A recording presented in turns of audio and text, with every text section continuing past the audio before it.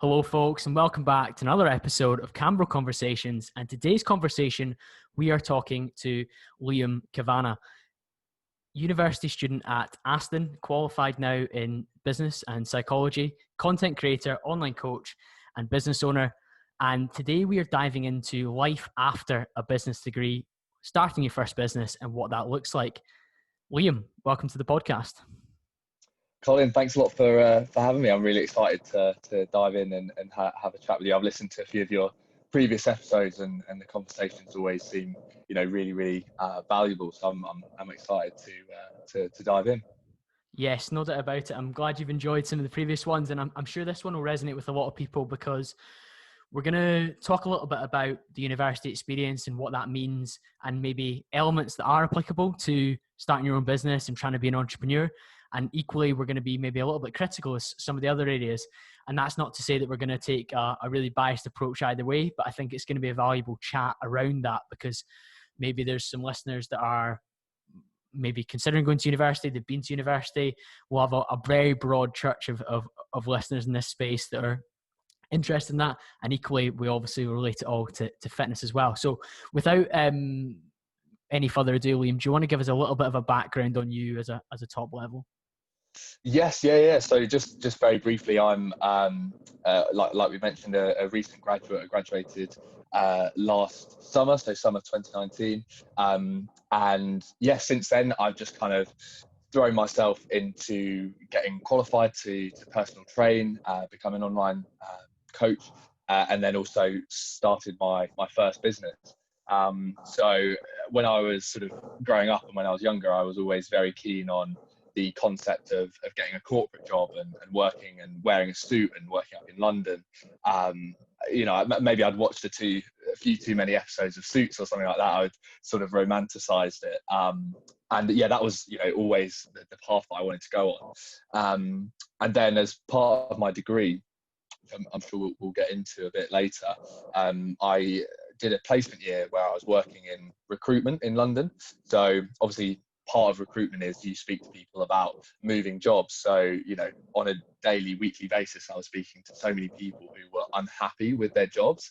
And, a lot of the people that worked there as well, nobody loves recruitment. I think if you ever speak to a recruiter, they probably don't love recruitment. They enjoy the thrill of, making deals and the financial rewards that come with that. Of course. So I was working with and speaking to so many people who didn't enjoy those jobs that I kind of romanticized. And that started me on this path of, maybe I don't want to get a grad job after I graduate and I want to go in a different route. And so that's really what sort of thrown me into this kind of different direction, which all started with me sort of thinking about wanting to do something different. And then, I know you're a big advocate of taking action and then not just thinking it, but making that and, translating that into my actions, which, sort of happened over my final year and after graduating. So yeah, that's kind of like a brief overview, I guess. Of course, Liam. And I think the interesting thing that you've raised there is that a lot of degrees in England have this sandwich year, this year in industry that comes as part of your degree. And if I'm honest, in the Scottish system, we don't have an awful lot of that. So many of the listeners won't have experienced that, but many of the English listeners will have, or they'll be aware of it. And I think it probably sounds like quite a valuable experience to have, alongside your business and psychology degree, to have spent a year at the coalface in a corporate job, and you were in the city of London doing the kind of stuff that you maybe had aspired to get involved with. And it's turned out that it's maybe not been what you expected. While of course there will have been some valuable things that you learned, there's also that realization that, maybe I want to own my own business. I want to do my own thing in a separate sector rather than being involved in this. And on recruitment, I know it can be a very hard graft. There's a lot of recruiters I'm connected with on LinkedIn, of course, but also on Instagram. And some of them are some of the best salespeople and best kind of cold callers, warm callers, whatever you want to call it, follow-up callers that I've ever met and experienced. And they're very resilient people, but I know it can be a very tough gig if you don't quite love it in terms of the highs and the process. So it's interesting that you felt that way. What were some of the main things that you did learn in that year in terms of stuff that you could take forward? I always say the biggest learning from me was on a very personal level, and that was, since then I'd kind of bruised in most situations that I've ever been in. So, socially, I'm quite confident. So, always happy to chat to people and find myself in new environments and usually adapt quite quickly. And so I went into this placement, and this being the first time I've ever been in a corporate environment, just expecting that to happen again. And no one sort of told me at the time. It was a bit of a strange one, but towards the end, once I had a very good rapport with a lot of the more senior staff, they told me that when I first started, I was a little too friendly with people, and didn't necessarily respect the corporate boundaries that were in place. And that kind of came from my own personality, but also seeing the way other people interacted and sort of just assuming that was the norm. But actually there's a lot of kind of, I guess, unsaid, rules, which you need to kind of clock onto and realize no one ever tells you that stuff. So You're so that right. was really interesting. Really You're interesting. so right. When it comes to that corporate environment, there's kind of these unspoken mannerisms and etiquette and things like that. And I think sometimes when you're that age as well, you're almost expected to be a little bit differential. So that can be quite challenging, particularly given, like you said, your personality type, where you're outgoing, you want to build rapport with people quickly. Sometimes it's a case of, you're the new boy at school, you need to ease your way in here, unfortunately. Yeah. That's quite funny, but equally, and we won't go too far off topic, but I know from working with certain brands, the people that work with those brands as part of the kind of ambassador team, the ones that have worked in a corporate environment or a business environment, they tend to be a lot more respectful of the staff and the management team. So I won't drop too many hints, but one of the brands I work with that begins with an M and ends in an N, they regularly have to reel in some of the ambassador team who have gone a little bit too far because they don't quite appreciate how to deal on a business basis. They've only really lived that maybe influencer lifestyle, so they don't always appreciate how to speak to maybe your direct report, your manager, in terms of that environment. So I think that was probably a valuable experience for you in terms of learning sometimes a little bit about hierarchy, but also when you can give your full personality and develop that and be in that place. What kind of things did it do to your ambitions then? Because you've said that ambitions previously lay in that corporate role, that in the suit, and don't get me wrong, that's where very much my ambitions continue to lie. But for you, something clicked in your head that said, I think I'd rather be a business owner.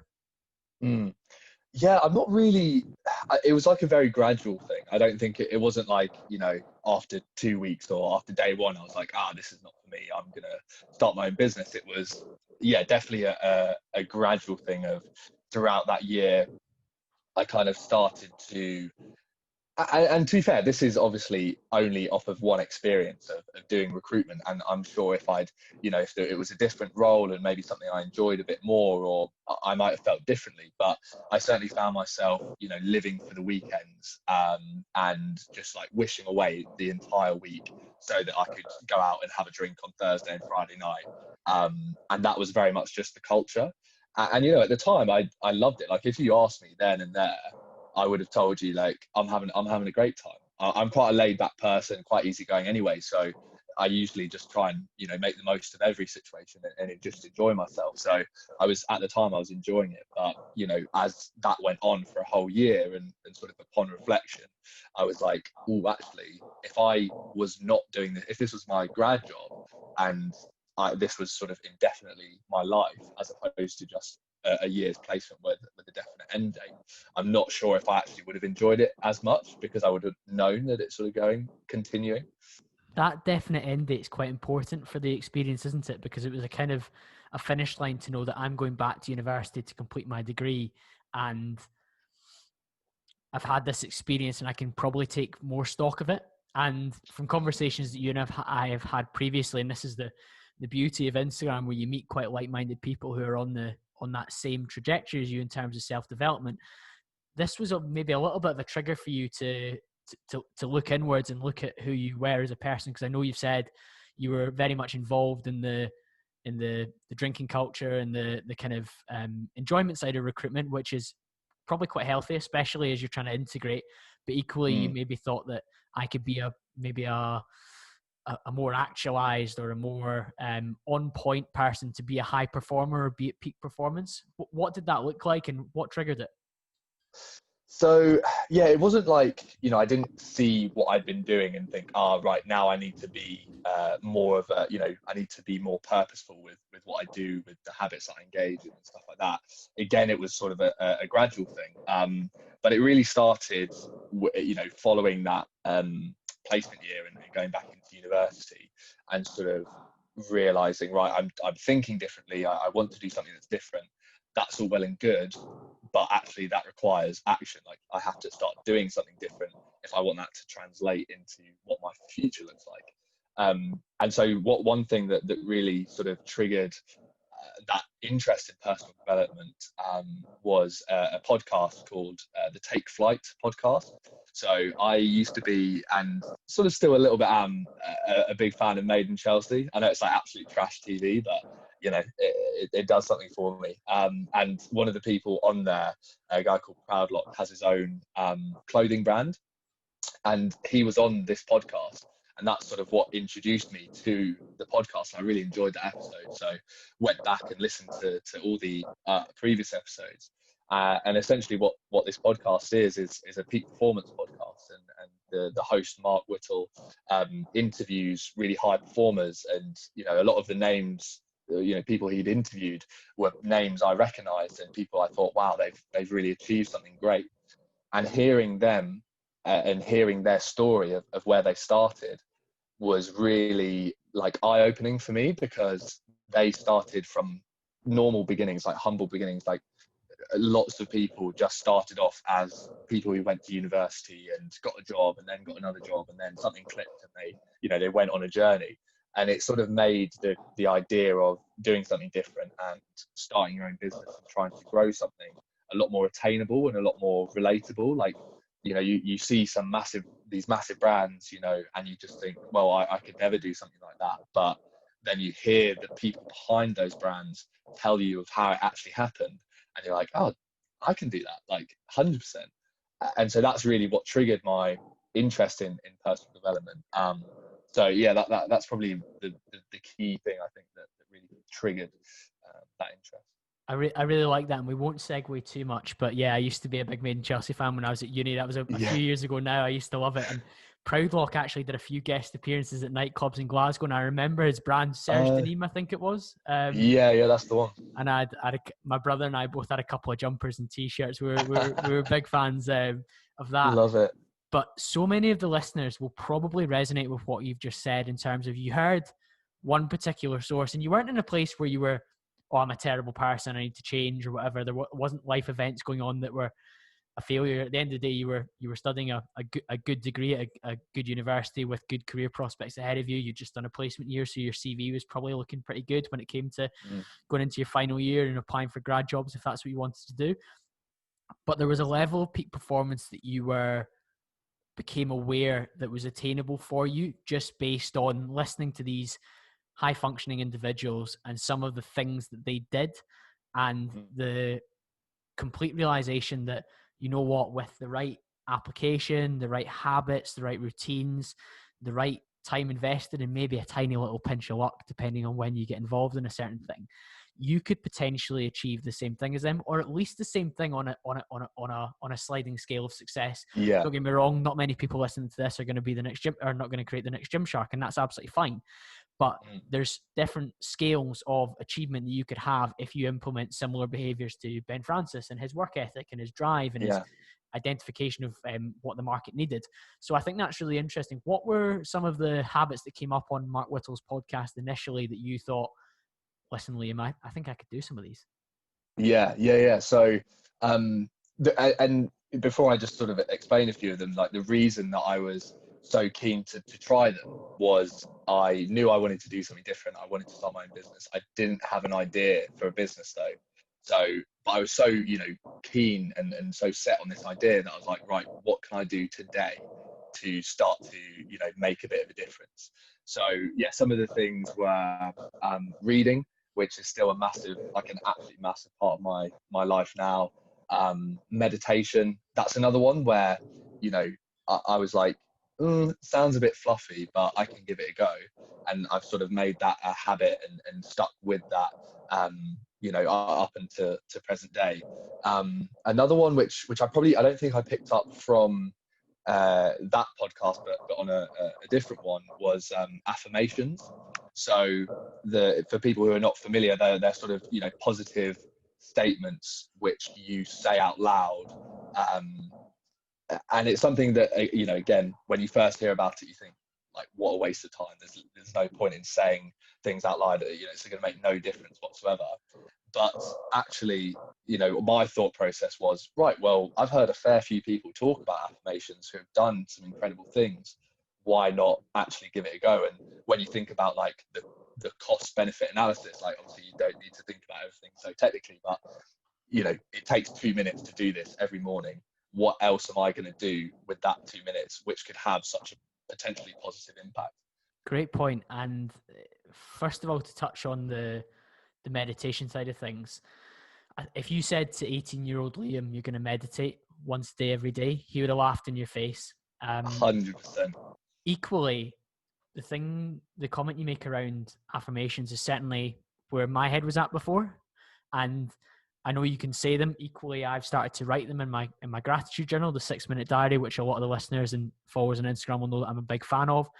And again, that's just something that, it sounds fluffy. That's a nice term. I like that. Yeah. A lot of people say harsher things than that. And that's and that's absolutely fine, because when you're listening to these high performers and peak performers and high achievers, a lot of them are pretty normal people, but they just have really strong habits and routines in behind them, such as affirmations, such as they meditate, such as they serve themselves as part of their morning routine before their day starts, and then they perform at a much higher level. And the affirmations for me is what I would call low-hanging fruit. So it's quite easy to reach, and there's not an instant reward, but it is rewarding to do it. And how we frame things and our self-talk, and there'll be other episodes in future where we talk a bit more about self-talk as well, and that I've got lined up. How we think of ourselves and how we envisage how we're going to behave and act is a huge part of our outcomes. And I like that although the initial discomfort, and that's the big part about any improvement in habit, that initial inertia and discomfort is quite significant to overcome. If you don't mind sharing, what were some of the affirmations that immediately came to mind? And I'm happy to share some of mine. And some people will use the term fluffy, some people use the term crazy, whatever they want to use. I certainly feel that's been a thing for me. Yeah, so I'm trying to think. There's one very definitive example I can think of, which was a lot more practical. So was not based around I'm a super positive person, or, you know, that kind of affirmation. It was actually a goal which I turned into an affirmation. Right. So around that time where I sort of started to get into personal development and that sort of thing, and like I mentioned, I didn't have an idea for a business. I just knew I wanted to do something. So I was, you know, starting to take action. One of the things I sort of preempted or saw that might be an issue when I do come to have an idea and find something I want to pursue is I like I mentioned before, like I'm never in situations where I feel uncomfortable. And so that would be something that I think would probably have stopped me, would be like, I care too much about what people think, or I'm not used to this uncomfortable feeling, so I don't know how to deal with it, I'm going to fail. So what I decided to do, again, I don't have an idea, but I want to take action, was what can I do today? And that was start an Instagram account, creating fitness content. And that's sort of where it came from.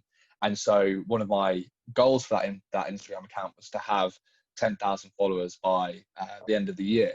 And obviously, you know, followers does not equate to self-worth or anything like that, but it was just something in my head. I was like, it's very, you know, it's what you call a SMART goal. Like, it's very specific, you can measure it. Yes, exactly.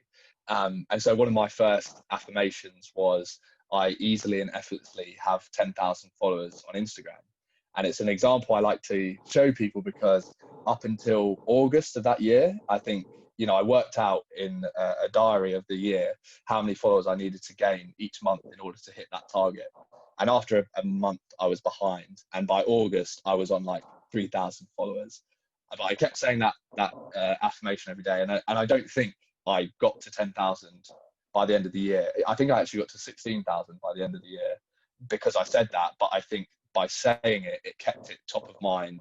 And on those days where I thought, oh, I can't bother to make a post, it was like, well, I've said this in the morning, if I don't do this, then I'm going against the identity that I've kind of come to form. So that's one of the very sort of specific and a bit more practical affirmations that I've used or I used when I first started. That's an extremely practical one. And I think the key term you hit on there is identity. And again, listeners will know I bang on about atomic habits, but if you think about one of the kind of key tips is, what would a successful person in your field do? So you were thinking, what would a successful person who has grown an engaged, strong following with 10,000 followers, what would they do? And it is turn up and post something valuable every single day. Yeah. And it meant that you then took that action. And I guess to maybe share a little bit of my own, mine is very much, I'm someone who follows through on their convictions and completes their allotted tasks and provides value to others while developing himself. And for me, it's all about, yes, I can be at my own peak performance and push myself hard, but can I support others around me and not necessarily develop myself to the detriment of others, which I think some people can fall into. So again, that's like an affirmation I write in my diary, and it drives my actions throughout the day, as in I'm somebody that's developing themselves, but I want to bring people around me and others that matter to me along with me as much as possible. And again, that then dives down into different actions, like you posting daily valuable content on Instagram. It might be that I share valuable resources with my friends on WhatsApp if I find a good podcast or a good book, all that kind of stuff to try and bring people along on the journey while developing yourself. So no, I really like those affirmations. Was there any other habits that immediately kind of continued on your personal development journey? Yeah, so the other major ones were probably around my like sleeping pattern, and also there's a few. Yeah, so I think sleeping pattern, how much water I was drinking a day, and then making my bed as soon as I woke up. So those were three obviously very easy things that you can do, like regardless. Like sleeping when you get up and when you go to bed was something that didn't become a routine until after I left university, because obviously you've got nights out and stuff which kind of get in the way of that. But in general, I try to get up earlier, go to bed earlier. I'd always try and make my bed as soon as I woke up, and obviously that comes from, it's kind of like a military thing that they instill in you to sort of give you that sense of discipline, and the thought process behind it being that if you don't have the discipline to wake up and complete this very simple task first thing in the morning, how can you expect yourself to achieve anything else? And for 21 years of my life, 20 years of my life, I never made my bed. And then when I heard about it from a few people, I was like, all right, we'll give it a go. And I always make my bed every morning, no matter how I'm feeling. If I'm hungover, if I'm feeling fresh, if I'm ill, I always do it. I like that so much, because again, that falls into the low-hanging fruit bundle, where it's a win straight away. It's like that whole, in that military sense, it's like win the day from the very start, get yourself on the front foot, serve yourself first, and make sure your environment's in the right place. And I think, much like you, when I was at university, my bed would be left in whatever state I got out it in. But equally now, waking up ahead of a day at work when I'm trying to be the most on point, actualized, high performing person, start the day off by doing the simple things. Put yourself in a good position. So big fan of that, Liam. And another good habit that's an easy one to initially implement and start to put yourself as a high performer. No, yeah, totally agree. And to be honest, I could honestly, I'm a big fan of Atomic Habits as well. So I think it's a great book, and I could speak forever about, morning, pardon me, like morning routines, habits, I think it's something that makes achievement really, really attainable for people, because it comes down to those daily things you do. having a morning routine, I think, is probably another thing which comes from those podcasts, which I think has really helped me and helps to create some consistency, especially now in my days where it's totally down to me what I do. I think having that morning routine, really sets me up for, achieving something or having a productive day. Exactly, Liam. And I think we've kind of covered where you were finishing your placement year, you're going into final year university, you've got this ambition that you want to be a business owner. The idea is yet to come to full fruition, but you're working on yourself as a high performer. You're copying or implementing the different good habits that high performers that you're aware of have in order to try and reach that same level. So do as a successful person does as a foundation to your lifestyle at this point. What kind of came at the end of university? Because I know you were speaking to me about what you called an accelerated boot camp, and I guess we'll dive into that a little bit, and then we can maybe speak around the different values and maybe the limitations of a business degree. Yes, yeah. So just, first touching on the business and the idea, just to give a bit of context for this accelerator. So it was around Easter time that I came up with the concept of having a comparison website for online fitness coaches. And it's evolved from then, and obviously I think we'll go on to speak about what it is now. But that was, the initial idea, and I don't think it's a coincidence that after wanting to have an idea for business and after doing these, routines and these habits and taking action, I don't think it's a coincidence that idea came about. So once I graduated, or before I finished, actually, I applied to a boot camp. So it's a year-long program, but it starts with a 5-day boot camp where you get sort of put through your paces with all things business. So covering, legally how you incorporate your company, the legal requirements you might have to think about, marketing, sales, pitching, accounting and finance, sort of, a real crash course into what being, a business owner is, because you are responsible for all of those different things. So that was, super valuable and also just really motivating, because you're in a room with 40 other founders and you're like, oh, I'm not the only person doing this. And actually 2 of those I'm really, really close with now. And we still have sort of catch ups every month to check in with each other, see how we're getting on, and make sure we're not sort of feeling alone. So that experience was invaluable. And I'm just coming to the end of that year now. That's excellent, Liam. And I think when we speak about that boot camp with the really practical elements of being a business owner, so the incorporation, the setting up your accounts and your finances, tax implications, the marketing, the pitching, the product, the USPs, the business plan that you have to create, it's that kind of, appreciate the course runs in full for a year, but that kind of 5-day period is that short, intense burst of learning versus a 3-year degree where there's a lot of theory and maybe understanding of different concepts rather than directly applicable actions that you can take. Yeah, exactly. So I guess that's where maybe the debate comes in about the different values that you can gain from doing a 3-year degree versus maybe doing a crash course like this, where you're very much business focused. Appreciate the one that you went on was one that was linked to to Aston, and they help you with that process, which is fantastic. Again, they do the year in the industry and then they do this.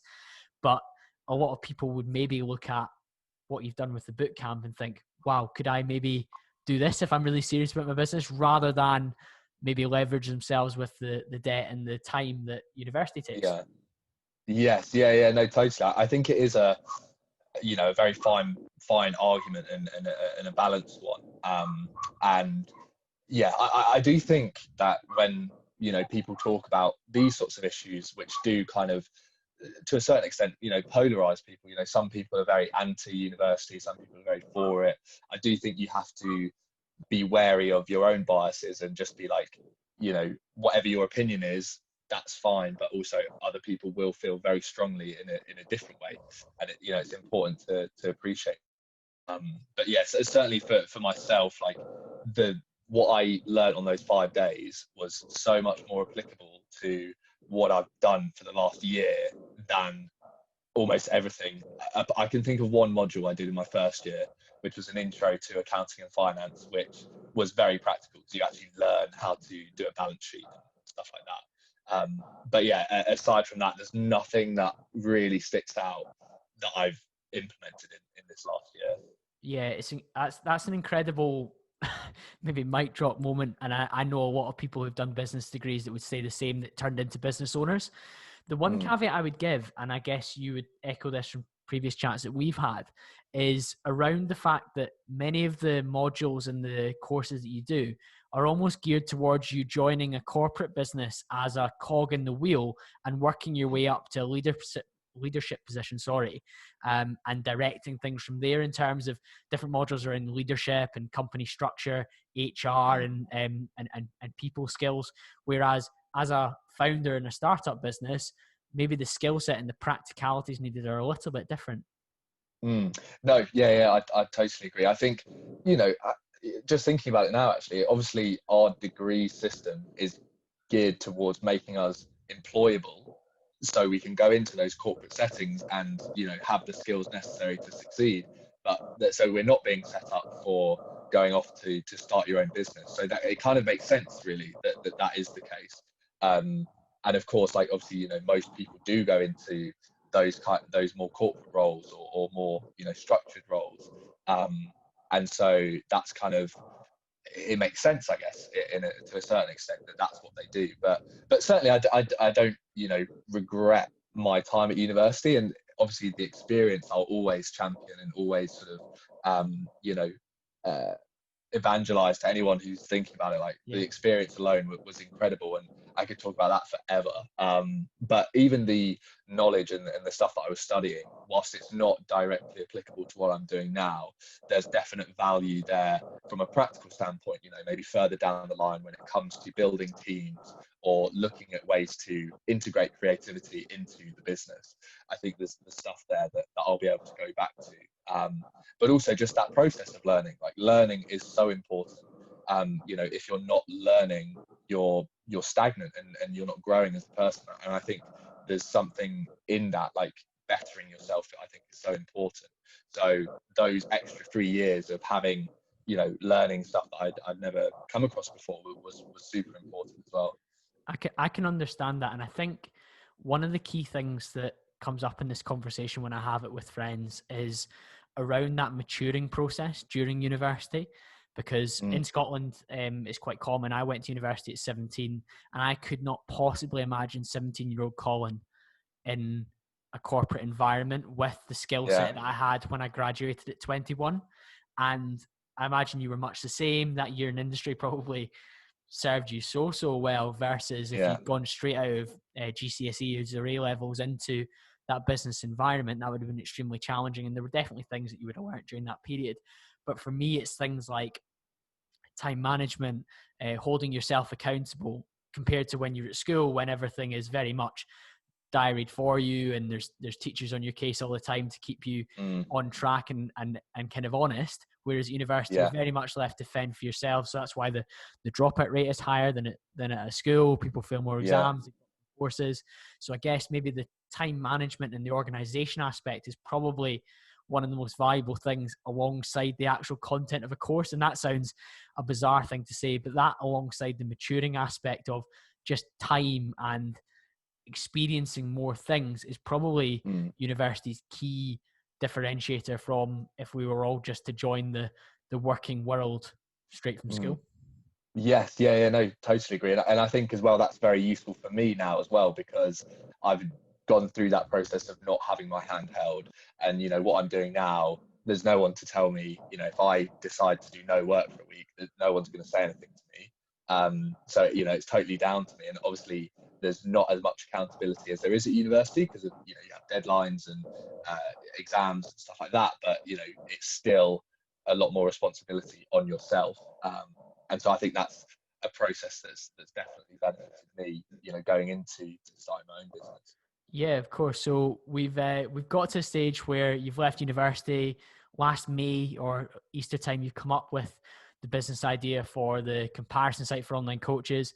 And here we are, present day, ready almost for the launch. So let's get into a little bit around what the business is called, what it's about, and some of the key areas that drove it from a unique selling point perspective. Because ultimately, with any business, we identify problems and we bring a solution as much as possible to the clients or customers. Yes, yeah, yeah. So, so the business is called Bell, BEL, and that stands for Better in Everyday Life, and that really ties into everything we're trying to do. Really, that's our core sort of mission. Is we're trying to help people to become better in everyday life. So that's kind of a different approach to a lot of other fitness related businesses, and we're trying to tie that into everything we're doing now. So the business as it is at the minute is now more of a bespoke sort of matching service. So people looking for a coach, who we actually refer to as heroes in our sort of all of our copy, all of our communications. Like, you are the main character in your life, you are the hero. We're here to match you with a guide who's going to help you to become, a better version of yourself. So everything we do is geared towards that sort of more wholesome look at, fitness is less about what you look like and what you weigh, and more about the fact that it can benefit your mental health, your discipline, your ability to carry home your weekly shop or play around with your kids or your grandkids. Like, there's so much more to it than what is portrayed in sort of, across social media and across, other platforms and websites. So that's really sort of our core, value and what it is we're trying to achieve. And so for us, the in terms of like the problems that we're trying to solve. So for someone who is looking to get into fitness, you might step foot into the gym and work with one or two of the PTs. They might give out a free session, but if you find that actually none of the PTs there sort of get you, or you don't click with them, and you're not comfortable to pay the money and to have a relationship with them where they're sort of play a very large part in your life, because of the links between fitness and your mental health. Like, it's a very important role. So if you don't have that connection and you don't feel like you want to work with any of them, you're kind of stuck. You might try yourself, you might sort of flounder at the start of your fitness journey and not really be able to get into it, when in actual fact there's a world of coaches out there that you could connect with and who could be perfectly suited for your needs. Like, what age you are, what goal you're trying to achieve, whether you're pregnant or just had a baby, or maybe you're a bit older and you need some specific help for that. Like, there's so many coaches out there in the online coaching space who could help you with that, but there's really nowhere that you could go for that. So that's really what we're trying to do, is to actually be the place that you go for an online coach.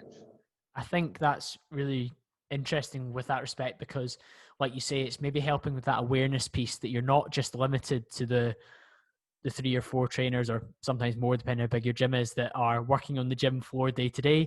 There's a whole online world out there of specialists in whatever demographic you fall into. So you named a few there. You might be a student, you might be a working professional who travels a lot. So there's coaches out there that specialize in that. That you mentioned pregnancy or post-pregnancy. There's coaches that specialize in that and drive that for you. And the chances of that person being in the gym that you walk into are quite slim. So this service allows you to filter through that from a client perspective. And one of the other areas that I was quite keen to speak about that you've highlighted to me before is that level of formalization to getting an online coach. And I'll let you go right in on that one, Liam, because I know that there's so many, and we'll not use any really harsh terms, but there's a lot of people out there who are maybe under qualified or under skilled to deliver an online coaching service. So this service helps to filter some of that out of the process, doesn't it? Yes, yeah, exactly. So if you are actually aware of online coaching, and you might be able to go and have a look for an online coach. Our market research has shown that the place that you're most likely to go to is Instagram. So if you go to Instagram and you search for an online coach, you're being shown results based off of who you follow, who you interact with, not based off of who's best for you. But also, there's no way for you to tell of those coaches, who's got the most experience, who is actually qualified, because actually I've spoken to a fair few coaches who say in their bio online coach, but actually haven't done any formal qualifications. And whilst you might have 7 years experience in the gym, I feel that because of the close connection between your physical and your mental health, I feel like it's irresponsible of people to not have done a formal qualification and actually before going into coaching. So all of the coaches that we work with and who are in our database are, 1, level 3 qualified as a minimum, and 2, can provide 3 testimonials that we then go away and verify to sort of champion them and sort of demonstrate that they are a high quality coach. Yeah, and it gives the client and the customer that reassurance that this is somebody that's legit. And like you say, when maybe something does go wrong further down the line with a coach that you've been working with, and you were to find out that they hadn't gone through any form of qualification, and we know how easy the level 3 really is to get, actually. So even that's there needs to be a minimum bar, and that is it at the moment.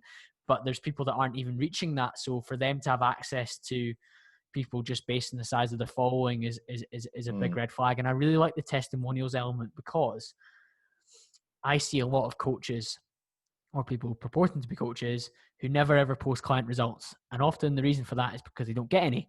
So as an online coach, to have those testimonials there of real people who you've impacted that might sit within your demographic gives you further reassurance that you want to work with them as well. Is that the main things from a user perspective? One of the other things that sprung to mind for me is the ability to filter by maybe price point as well, in terms of who they would want to work with based on their own budget. Because I know that maybe if I was looking for a coach and I knew my budget was £200 a month or whatever, and there were certain coaches that maybe were well beyond that, or maybe there were certain coaches that were charging peanuts, and I was like, well, maybe I want somebody who's a bit more premium.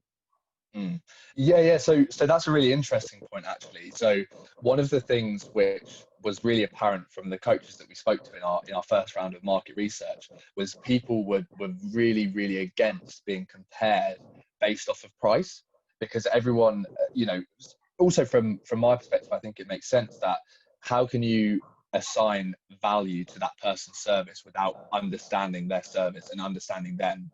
So a lot of coaches were like, I don't like telling people my price because I like them to, create a relationship first and then let them, make a fair judgment of what is fair value. So actually, we don't offer any, there's no way to filter on that as of yet. We're sort of, this first iteration, this minimum viable product doesn't factor in price. But if that's something that becomes a big issue for the heroes that go through and that's something they want, then we'll be able to sort of take that into account in future iterations, because we're taking this sort of user driven approach with our product development. And one of the ideas that we've sort of had and might be a way to sort of get a fine balance between the two is that when we present the hero with the most relevant coaches from our database, have sort of a color coding system. So relative to these 5 coaches that are in front of you, these 2 are in the highest price bracket, these 2 are in the lowest, this one is in the middle, sort of thing. So that's something we could look to introduce, because I understand from someone's perspective, they will have a budget, and a lot of the time there is no flexibility there because there's other things in life you need to account for. And so that's definitely something we might have to take into account. But at the same time, we don't want people to just shoot for the bottom and go for the lowest price, because a lot of the time it's the lowest price for a reason. So yeah, that's a great point. So that's probably us covered it from the heroes or the client's perspective. From the coach's perspective, one of the things that sprung to mind immediately for me was identifying your target market and actually speaking to people within that, because otherwise you've got this wide pool of millions of people out there within the internet. How do you find the right ones for you? So I suppose it helps from that perspective for a coach. Yes, no, totally. That's something that I think a lot of people, myself included as a coach, kind of, struggle with, is to really dial in on a niche or a specialism that, the type of person that you really love to work with. because you think, oh, I'm swearing off all of these other people that might want to work with me. But, you know, when you're getting, you know, when we're bringing you people who are interested in having an online coach, like, we need to differentiate between coaches and who's the most relevant for that hero. So it's, you know, I think it's really important just from a coach's perspective as well to have that kind of USP, have that area of expertise in terms of their own business. And so we kind of help to mold that a little bit because, you know, that's part of how our system works. And, you know, essentially everyone will have they'll either have a preference or they'll have a group which they've worked most with, so they have the most experience with, and therefore will be able to get the best results. So the people or, you know, potential clients that we're sending their way and can potentially turn into clients are people that they will be able to get really great results for, which obviously is a massive benefit for them as a coach as well, because they'll have better testimonials, they'll have, you know, glowing reviews. So it is really, you know, that's why it's so important to have that kind of niche, and why it was so important for us to make that a part of this matching service. That's it. And it's that whole, with my salesman hat on, warm leads, or people that are your target demographic that you know that you've got a solution for, that are likely to fall within your niche and area that you can support and help, rather than maybe having 15 conversations a week with potential leads, 10 of which are completely unsuitable. Would you and much rather have? As well. Yeah, exactly. And time and resource is a huge thing. Everyone knows our time's valuable. We've just spoken about morning routines and structure and how we set ourselves best up for the day. And a good way to spend your time is absolutely not sifting through people who are saying, oh, how much is it for 6 weeks coaching, bro? Yeah. That's not what you need. You'd much rather have just a smaller number of conversations that are warmer and more suited to your service, so that it really just comes down to your delivery on that call, rather than actually filtering through the fact whether they're going to be suitable at all. Yeah, no, exactly. And another sort of aspect to that, the reason that actually we're the, you know, I don't really like the term leads, but it is what it is. But, you know, a lot of people hear that word and think, well, super salesy, and what we're actually dealing with here is real people. But with those people that, you know, with the heroes that we're directing towards these coaches, not only are these people, you know, actively looking for an online coach, not only are they suitable for that coach's experience, the way the process works is the hero chooses which coaches they want to be contacted by. So if you're getting this, you know, if you're getting notified that this person wants to speak to you, they're an extremely, extremely interested party, because yes, they're looking for an online coach, they fit your demographic, and they've actively chosen to be contacted by you. Yeah, and it's a consensual conversation either way, and that's a nice position to be in terms of you can have a good back and forth, and if the metrics all fit and the plans all fit, then you can work together moving forward. Outside of that, you can move away happy enough that maybe it just wasn't perfect, and there'll be conversations like that, as there always are in business interactions or business customer interactions.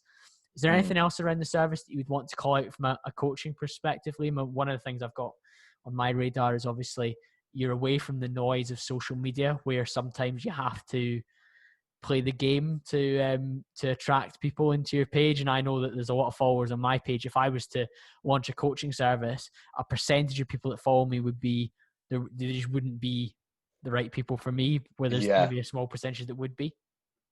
Yeah, no, 100%. I think, you know, that, you know, social media is amazing, but there's a lot of people who you know, you mentioned earlier, benefit from that following they have, but are potentially not even qualified to deliver the programs that they're selling. And so it's unfair that those people would be able to enjoy the abundant benefits of being an online coach, when people with, you know, decades of experience as a PT on the gym floor, and who've just started an online business, you know, struggled for that to really take off. And so, you know, obviously you see it all the time on Instagram as well. Like, being an online coach is amazing because you have the freedom to travel anywhere, or you can make a greater level of income. And those things are possible, but you can be held back because social media and Instagram is the main way that people find online coaches. Always, you know, we can't switch off the fact that we look at how many followers that person has, how many likes they get. Like, that's obviously social proof, but neither of those things are metrics for good online coaching.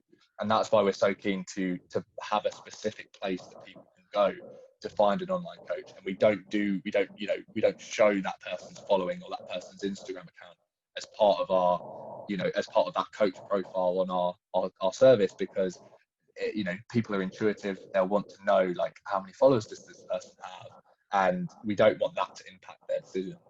Yeah, huge point. And to give that an example, many of the listeners will remember David Hatt, who was on the podcast, who runs one of the most successful fitness online businesses in Scotland and the UK.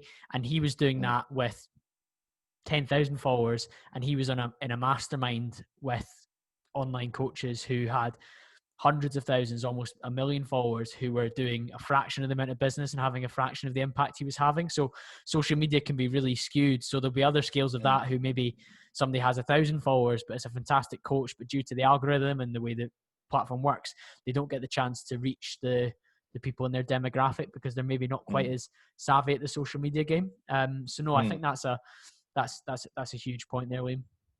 Yeah, no, definitely. And it's not, it's not fair that someone should be held back because of those factors. And Instagram is primarily a social platform; like, it's not built for this. So it's not surprising that it doesn't work for everyone. We're really just trying to make that the concept or the possibility of becoming a successful independent online coach. We want that to be more accessible for coaches, and we believe as well that if coaches have that independence and have the freedom to actually achieve a successful business, they're going to be more actualized. They're going to enjoy their life more. So we're helping them to become better in everyday life, and that's really everything that we're trying to do on both sides of the coin. Yeah, I think you can see from the business model that better in everyday life is the strat plan, and that's what you've looked to implement both for heroes and clients, but also for the guides and the coaches as part of that. We've packed an awful lot into this episode, haven't we, in terms of Liam's background at university, some of the different benefits and challenges within university, also that personal development journey that you've gone on from somebody who's already doing well, but who listened and found these peak performers and started to implement some of the different habits they have. And if there's anything that listeners take from the podcast that they can action immediately, it's to think of the things that high performers around you do, and what little things can I do? What's the low-hanging fruit, like making my bed, like a positive affirmation in the morning that I can implement, all the way through to things like meditation and perhaps reading more self-development books that you can take action on. And then lastly, we've spoken around how you've built a business which is very much designed with two parties in mind, and finding a problem that both of them perhaps have, and bringing a solution to it. All that's left then, Liam, is really for you to signpost us and where's best for people to find you, and tell us a little bit about when Bell is actually going to be launching. Yes. So we're the game plan at the minute is to have what you call a soft launch in October for Bell. So what that involves is we will have a waiting list up, and we'll sort of invite people to come through that waiting list and go through the sign-up process and be matched with coaches, so that we can sort of do that in a very controlled way and sort of conduct some user tests and get some feedback. But then we're looking to then launch sort of real time in January. So that's when we'll be going sort of really live. But in between that as well, we'll be running sort of challenges to help people immediately before we've properly launched to get into the habit of working out and stuff like that. So if you want to find out any more or join the waiting list, then you want to head to www.meetbell.com. That's meetbel.com. And then all of our socials are Meet Bell as well. So Instagram, Facebook, and LinkedIn are all at Meet Bell. We also have Pinterest and Twitter, which are Meet_Bell. So most active place is definitely going to be Instagram to start with. So if people want to head there, then that would be super useful. And my own personal Instagram account is probably the best place if you have any questions or anything. And that is liam.cavanagh.fitness. And you can get the spelling for that from the link note, the show notes. Yes, it will be in the show notes, Liam, not to worry at all. Thank you very much for joining me, Liam, and thank you for listening, everyone. If you're with us at this point, please take a screenshot, pop it on your Instagram story, tag Liam, tag myself. Let us know what you thought. What are some of the things that triggered your personal development journey? What are some of the things that you look for in an online coach? Or if you are an online coach, is Bell the type of service that you need to reach the right market that you're going for? And I will be back to speak to you all again very, very soon.